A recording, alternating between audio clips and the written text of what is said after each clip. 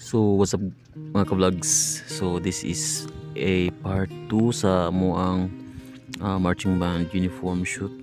So held gapon siya guys sa may Masisi Tabang Leyte. So this is the continuation sa atong first behind the scene last video or last upload nato. And this time guys is amo gigamit ang amoang newly acquired nga backdrop, kining solid color seamless color pink. So muna siya among gigamit nga backdrop karon. So in frame is ang Tabango National High School majorette.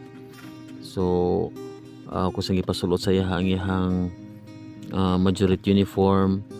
So ako sa sang gipa-break para mag-retouch kay para sad nga natay time nga maka relax pod kay ganina straight shoot from 9 AM to 12 noon.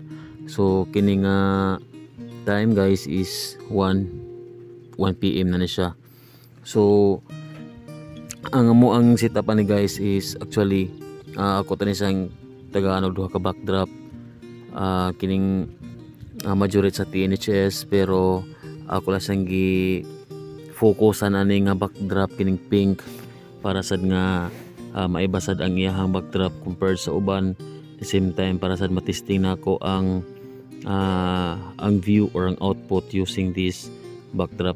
So kini guys close up shots na ni siya sa ato ang model for today or sa ato ang majorette. And shout out ko sa mga tanang parents nga nag-commit sa ato ang photoshoot para karong adlaw.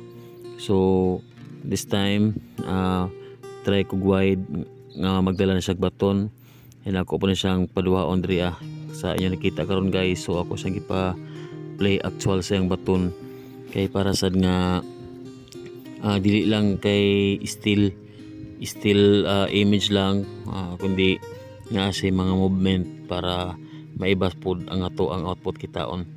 So ang kining bag-o namong backdrop guys is actually dili ni siya same quality sa mga backdrop nga kung gigamit before.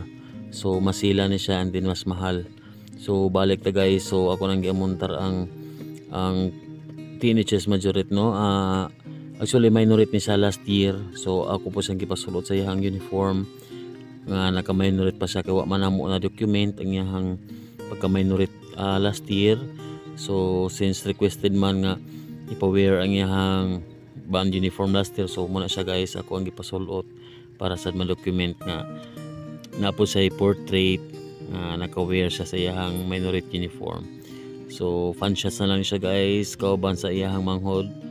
And this time hipos na mi. So this is the last part sa ato ang behind the scene karon nga guys. And once again, this is Marcos. Follow for more.